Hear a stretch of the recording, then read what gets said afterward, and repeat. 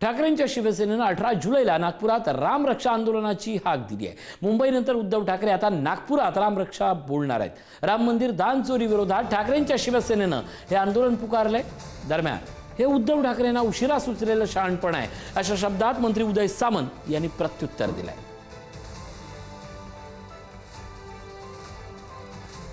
येत्या 18 तारखेला नागपूरमध्ये हा कार्यक्रम होईल, जिथे मी स्वतः जाणार आहे। माझा प्रयत्न आहे की आता हिंदूंनी झोपून चालणार नाही, जागा झालं पाहिजे।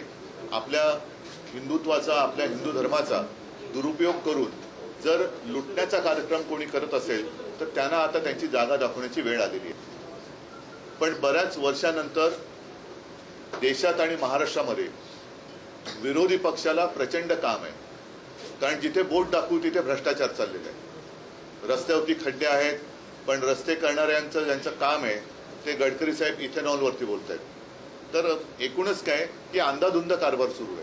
मी अनेक वेळा असं सांगतो, हा शालेय शिक्षणामधला खेळ झालेला आहे की तुम्ही काहीतरी केलं म्हणून मी तुझ्या घरासमोर येणार, तुम्ही काहीतरी केलं म्हणून तुझ्या शाळेत येणार, तुम्ही काय केलं तुझा डबा चोरणार।